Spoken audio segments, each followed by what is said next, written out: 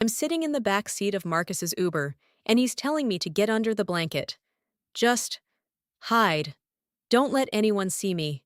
My hands are shaking as I pull the gray fleece over my head, my heart hammering so hard, I'm sure Marcus can hear it from the front seat. This isn't right. Nothing about this is right. In 20 minutes, I'm supposed to be picking up my 17-year-old son, Brandon, from soccer practice. Instead, I'm crouched in the back of a black Toyota Camry like I'm running from the cops. Trust me, Marcus says, his voice tight in a way I've never heard before. Just don't move, don't make a sound. I want to ask questions. I want to demand answers. But something in his tone, that raw fear, stops me cold. Marcus has been my driver for 3 years. Reliable, quiet. The kind of guy who remembers you like a venti cold brew and asks about your day. He's never asked me to hide before. The car slows down. I hear voices outside, muffled through the glass. My throat goes dry. Then I hear something that makes my blood stop. Brandon's voice. My son. Laughing.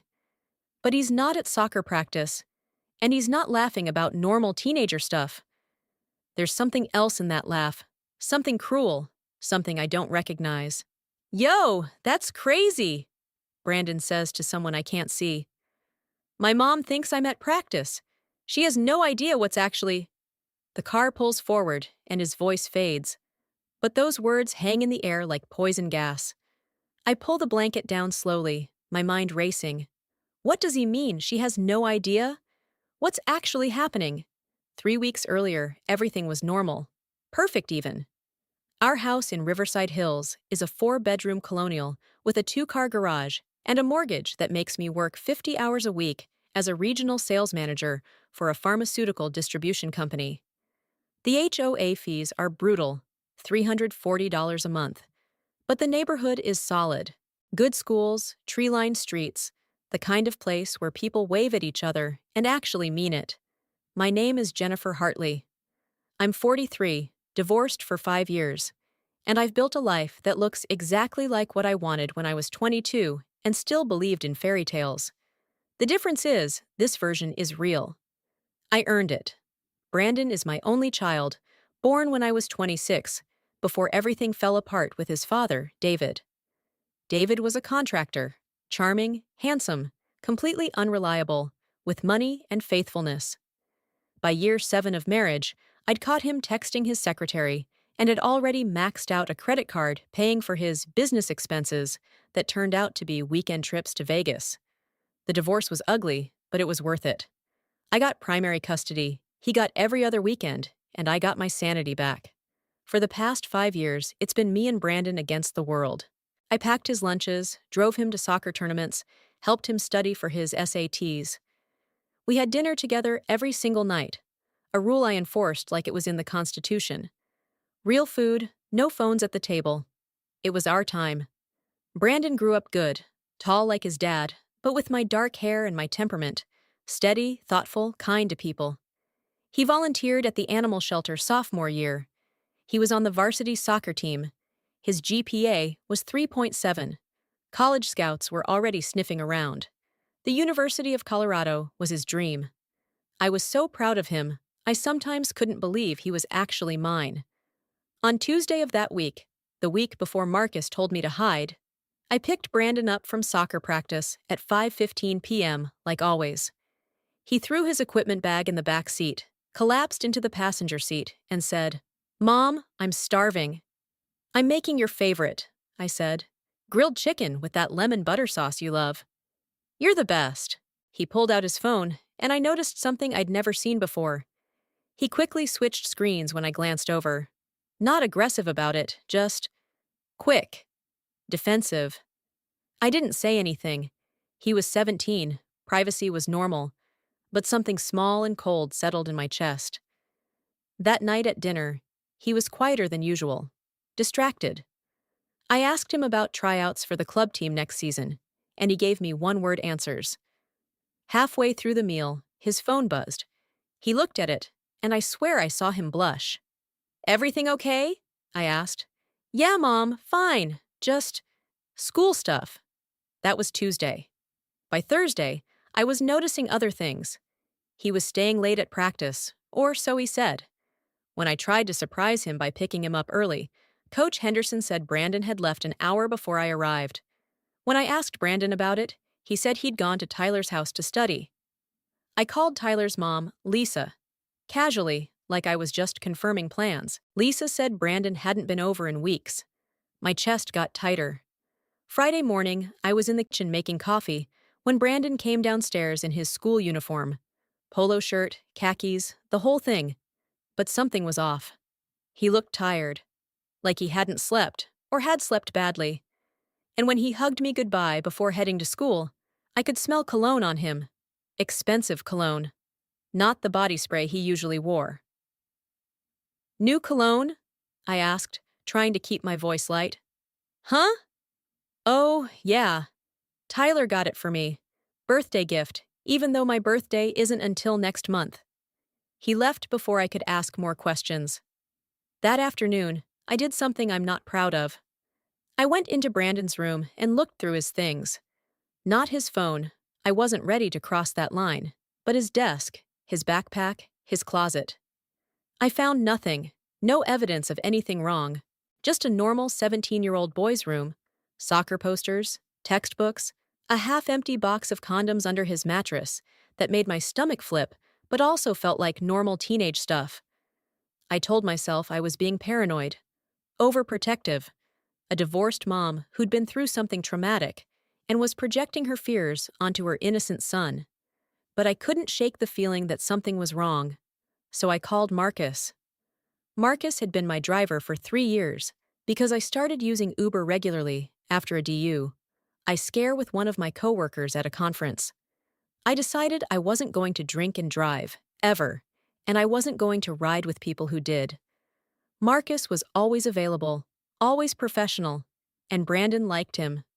Sometimes when Marcus picked me up after work, Brandon would be in the car. I'd asked him to drive Brandon home on days when I was running late, and they'd talk about soccer or video games. I called Marcus on Saturday morning and asked if he could help me with something. I didn't explain what. He said yes immediately. I need you to follow Brandon tomorrow, I said. I need to know where he's really going when he says he's at soccer practice. There was a long pause. Jennifer, I don't know if that's... Please, I said. I'm his mother. Something's wrong. I can feel it.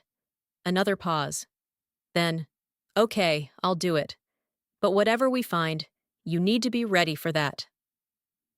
Sunday afternoon, Marcus picked me up at 2 p.m. I was a nervous wreck. Brandon had left at 1:30, saying he had an early practice that would run until 5:30.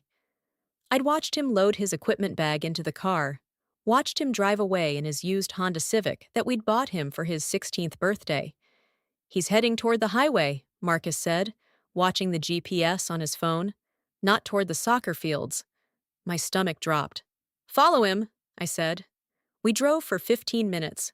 Brandon's Civic stayed ahead of us, merged onto I-25, headed south toward the industrial district. There's nothing in the industrial district except warehouses and commercial properties. Why would he be going there? Marcus pulled off the highway and followed Brandon down a side street lined with old brick buildings and chain-link fences. We stayed back, one car behind him. Brandon pulled into a parking lot in front of a nondescript warehouse with tinted windows. The kind of place that could be anything. A storage facility, a gym, a private club. He got out of his car and walked toward the entrance. Someone opened the door from inside. I couldn't see who. And Brandon disappeared inside. We wait, I said. My voice didn't sound like mine. For 40 minutes, we sat in Marcus's car in that parking lot. I stared at the warehouse door. My mind was doing terrible things, inventing scenarios, creating nightmares, drugs, gambling, something involving other kids, something involving adults who had no business being around a 17-year-old. Then the door opened and Brandon came out. He wasn't alone. Walking next to him was an older man, 50s maybe, expensive suit, slicked back gray hair. He had his arm around Brandon's shoulder in a way that made my skin crawl. "Oh my God," I whispered. They stood in the parking lot for 5 minutes, talking. The man laughed and patted Brandon on the back. Then he handed Brandon something. I couldn't see what. And Brandon nodded, smiled, and walked back to his car. The man watched him drive away, then went back inside the warehouse. I felt Marcus's eyes on me. "What just happened?" I asked. "I don't know," Marcus said quietly. "But Jennifer, you need to talk to your son. Today. Now." That's when I should have gone home, confronted Brandon, demanded answers. But I was frozen, paralyzed by fear and the sick certainty that whatever I was about to uncover was going to shatter everything. Instead, I sat in Marcus's car and stared at the warehouse door, and I knew, with absolute certainty, that my life had just changed forever. "Drive," I said. "Just drive." Marcus pulled out of the parking lot, and I watched the warehouse disappear in the side mirror. My phone buzzed. A text from Brandon. "Practice running late, home by 6:30, love you, Mom." I didn't respond. I couldn't. Because now, 3 days later, I'm hiding under a blanket in Marcus's back seat, listening to my son's voice from somewhere outside the car, and everything I thought I knew about him is dissolving like sugar in water. Marcus's hands grip the steering wheel tighter as he drives, and I realize he's scared too. "What's happening?" I whisper from under the blanket. "Just stay quiet," he says. "Please." And I do. I stay quiet, hidden, while my son laughs in the distance and my entire world comes apart. Part 2. The bottom and the turn. We drove in silence for 20 minutes.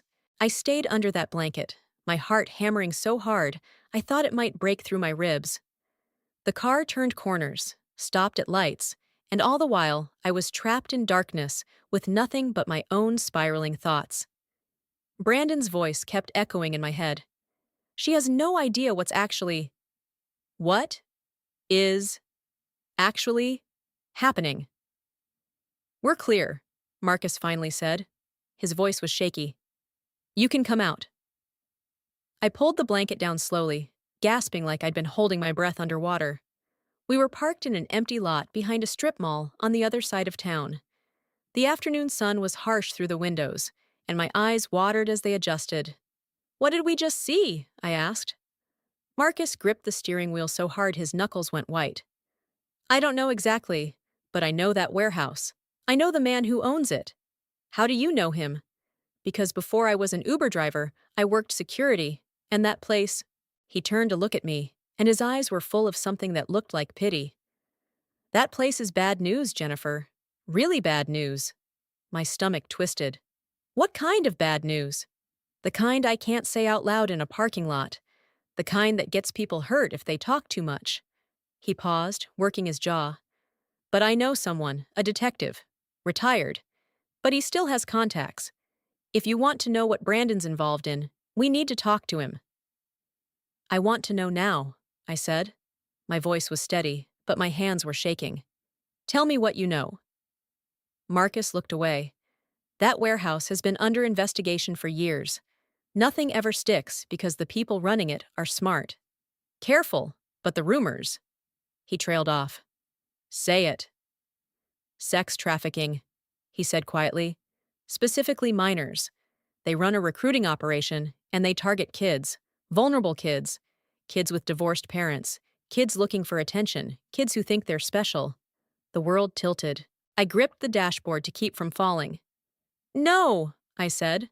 "No, that's not. Brandon wouldn't—" "You don't know what he's involved in," Marcus said, and his voice was gentle but firm. "You followed him here. You saw him with that man. You know something is wrong." I wanted to argue.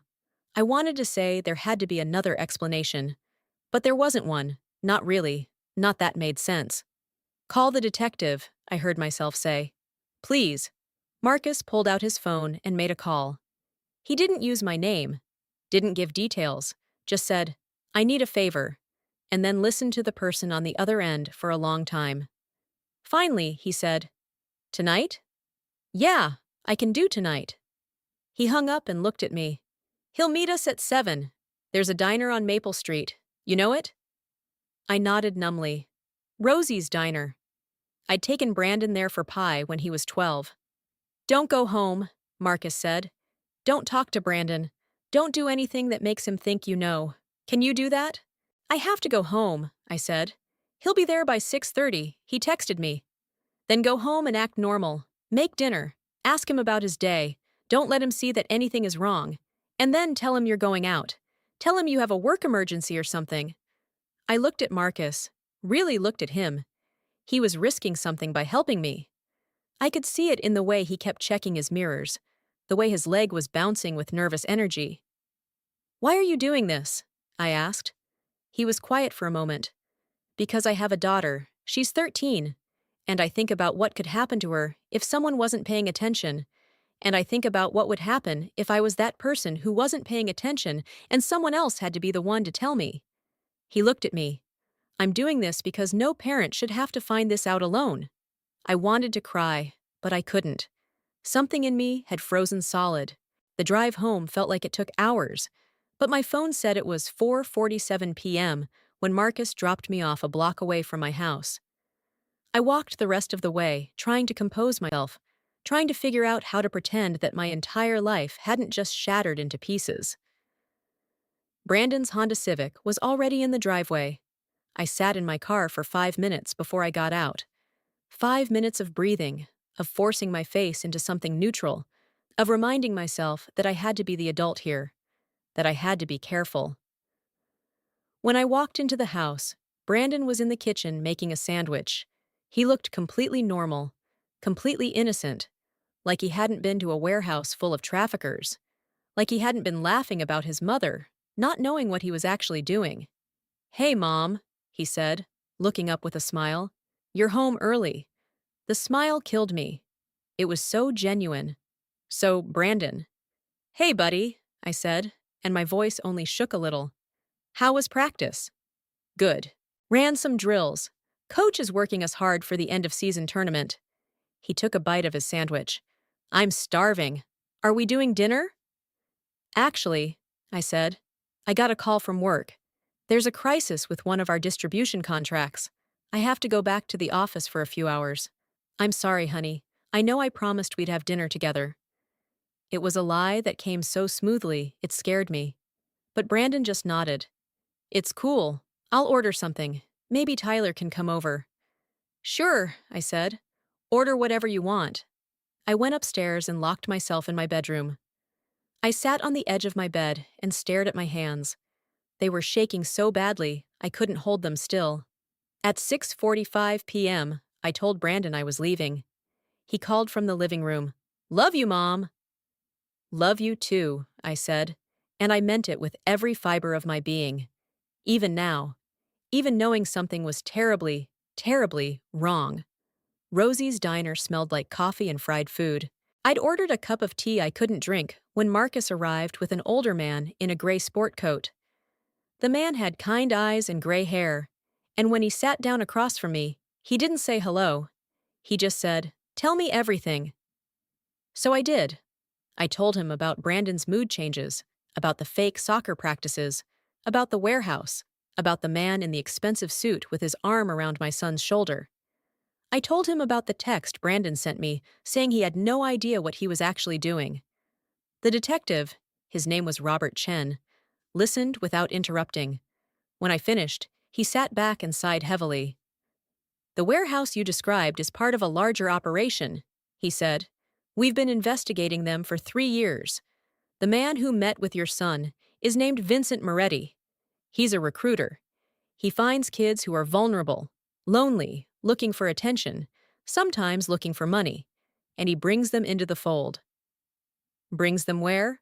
I asked, even though I was afraid I already knew the answer. Into exploitation, Chen said quietly. Some of them work in the warehouse doing administrative things, making money through illegal gambling or online scams. Some of them. He paused, and I could see him choosing his words carefully. Some of them are used for more serious crimes. We've been building a case, but it's slow. The organization is sophisticated. The kids are afraid to talk. Brandon isn't being exploited, I said. The words felt like I was throwing them at a brick wall. He's on the varsity soccer team. He has a 3.7 GPA. He's going to college. He's a good kid. I'm sure he is, Chen said. But right now, he's also a minor who's spending time at a trafficking hub with a known recruiter. And based on what you saw, he's not just a victim in this situation. What do you mean? I mean, he might be helping them recruit other kids. The words hit me like a physical blow. I put my hand over my mouth, afraid I was going to be sick. That's impossible, I whispered. It happens more often than you'd think, Chen said, and his voice was so sad. Kids get brought in with promises of money, status, belonging. They're given just enough of those things to feel special. And then they're told that if they bring in their friends, they'll get bonuses. More money, higher status in the group. It's grooming. It's exploitation. And once they're complicit in bringing in other kids, they're trapped. Because if they try to leave, they know they'll be in trouble. I stood up. I couldn't sit there anymore. I had to move, had to do something, anything. What do I do? I asked. How do I help him? You need to gather evidence, Chen said. Get access to his phone if you can. Look for messages, transfers of money, anything that shows his involvement. Once we have proof, we can bring him in for questioning. We can offer him protection and immunity if he cooperates and testifies against Moretti and the others. He's 17, I said. He's my son. I know, Chen said, and he needs you now more than you know. But you can't help him by protecting him from this. You can only help him by making sure he gets out of it. I looked at Marcus, who had been sitting silently the whole time. He nodded at me. Just a small nod. But it was enough. Okay, I said. Okay, I'll get his phone. That night, after I got home, I waited until Brandon was asleep. Then I went into his room, my heart pounding so hard I thought I might have a heart attack. His phone was on his nightstand, charging. I picked it up. The screen was dark. I didn't know his passcode. I tried the obvious ones. His birthday, my birthday, his soccer number. Nothing worked. After the fifth wrong attempt, the phone locked me out. I stood there in the darkness of his room, my son's phone in my hand, and I realized something that made my blood run cold. There was no going back from this. Whatever I found out, or didn't find out, was going to change everything. I heard Brandon stir in his sleep. I put the phone back on the nightstand and left his room. Downstairs, I poured myself a glass of wine. Then another. I sat at the kitchen table in the dark and tried to figure out how to save my son from something I didn't fully understand. At midnight, my phone buzzed.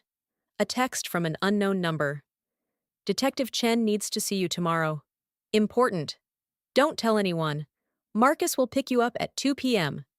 I stared at the message, and I knew that whatever was coming next, my life as I knew it was over. The next morning, I woke up on the couch with my phone buzzing. Multiple texts from Brandon. Mom, where are you? Are you okay? Please respond. And then, 10 minutes ago, I'm going to school. We need to talk tonight. My mouth went dry. Did he know? Had he figured out what I was doing? I showered and dressed on autopilot. At 1:55 p.m., Marcus texted, outside. I left a note for Brandon, saying I had an emergency meeting that would run late and not to wait up. My hands shook as I wrote it. Every word felt like a lie, even though it was technically true. Marcus picked me up 2 blocks away, just like the day before. We didn't speak as we drove to a small office building on the north side of town. Detective Chen was waiting in a nondescript conference room on the 3rd floor. We have a problem, he said before I even sat down. And an opportunity. He opened a folder on the table. Inside were printed screenshots of text messages. My stomach twisted as I recognized the sender. Brandon. We've been monitoring Moretti's inner circle for 18 months, Chen said. Your son's phone is connected to their encrypted messaging app. He's been actively recruiting kids from his school. We have messages where he's describing specific targets. Kids whose parents work long hours, kids on the autism spectrum, kids in foster care. He's telling them about opportunities at the warehouse. I couldn't breathe. The words were hitting me, but not registering. This was Brandon. My Brandon. The boy I'd raised alone, who'd volunteered at animal shelters, who'd never gotten a detention in his life. How many? I whispered. 4 confirmed. We've interviewed them. They're all minors. Moretti hasn't moved them yet. We think he was still grooming them. But it was only a matter of time. Chen leaned forward. Jennifer, your son is being used as a recruiter, which means he's in deeper than we initially thought. He's 17, I said. He's a child. He's also complicit in trafficking other children, Chen said, not unkindly. And that's where the opportunity comes in. What opportunity? We need you to get his phone, Chen said. Not to read it, to give it to us. With that phone, we have everything we need to arrest Moretti and dismantle this operation. And if Brandon cooperates, if he testifies, the prosecutor will offer him a deal. Immunity from prosecution in exchange for testimony. He'll hate me, I said. Probably, Chen agreed, but he'll be alive. He won't be in prison, and he won't be responsible for trafficking more children. I stood up. I needed air. I needed to think. But there was no thinking this through. There was only the right thing and the wrong thing, and I'd already known which one I had to do since the moment I saw Brandon with Moretti in that parking lot.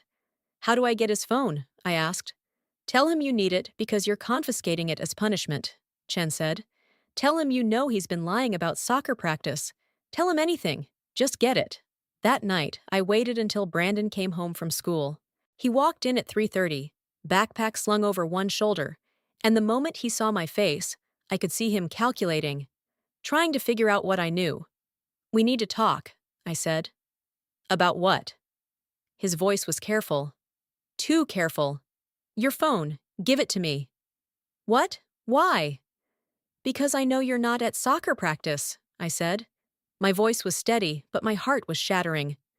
I know you've been lying to me, and I'm done asking questions. Give me your phone. Now. For a moment, Brandon's mask slipped.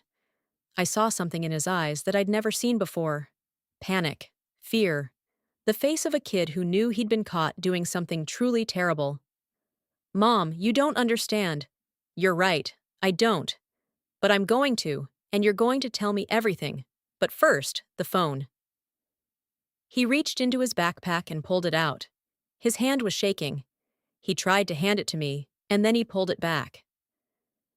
If you look at this, he said, everything changes. I know, I said. He handed it to me. I took it to the police station that night. 2 days later, the raid happened. 17 officers with a search warrant descended on the warehouse at 6 a.m. They arrested Vincent Moretti and 4 other adults. They found evidence of money transfers, recruitment lists, and documentation of at least 32 children they'd targeted over the past 3 years. Brandon was brought in for questioning.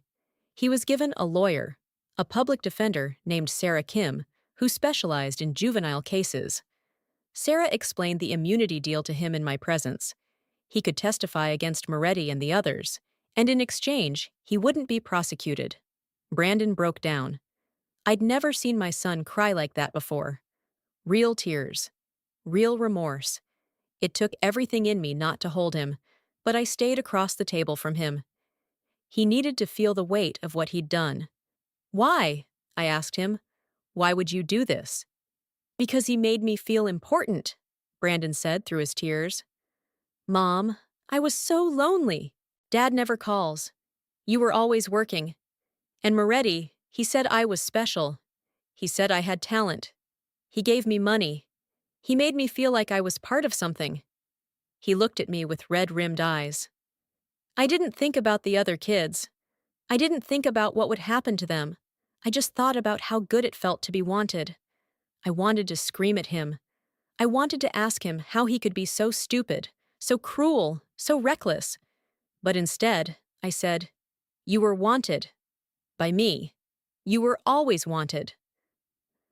He started crying harder. The trial took 4 months. Brandon testified against Moretti in a closed courtroom, protected from media attention because of his age. He described how he'd been recruited, how he'd been groomed, how he'd been incentivized to bring in other kids. The prosecutor called him a victim who'd become an unwilling perpetrator. The defense called him a liar and a manipulator. In the end, Moretti was convicted on 43 counts of human trafficking, money laundering, and child exploitation. He got 25 years. The four other adults got sentences ranging from 8 to 18 years. Brandon didn't go to prison. Instead, he was ordered to complete a specialized therapeutic program for victims of trafficking who'd been coerced into becoming recruiters. It's a 3-year program, residential, about 4 hours away. He lives there now. I see him once a month. The University of Colorado rescinded his admission offer. His college prospects are complicated now. No school wants to admit a kid with Brandon's history, even with immunity. He's talking about community college, then transferring. He's thinking about studying criminal justice, maybe working with trafficking survivors someday. I don't know if that's redemption or just damage control. I don't know if I'm a good mother for turning in my own son, or a terrible one for not seeing this coming sooner. What I do know is that 4 kids who could have been trafficked are safe now. Their parents know what happened. They're getting help. And Brandon, despite everything, is alive. He's in therapy. He's learning to understand what manipulation looks like from the inside. He's learning to be honest. Last month, he told me something that gutted me all over again. He said, "Mom, I thought Moretti cared about me, but you proved you actually did, because you turned me in anyway." I didn't have an answer for that. Marcus still drives me sometimes. We don't talk about what happened. We just talk about soccer and his daughter and the weather. But there's something between us now, a shared understanding that sometimes doing the right thing means losing everything. The hardest part isn't the anger or the betrayal or the broken dreams. It's the fact that I love my son exactly as much as I did before I knew the truth, and that love feels complicated now in ways I'm still learning to navigate. He's still my Brandon. He's just not the Brandon I thought he was. And I'm still his mother. I'm just not the mother he thought I was either. We're both learning to live with that.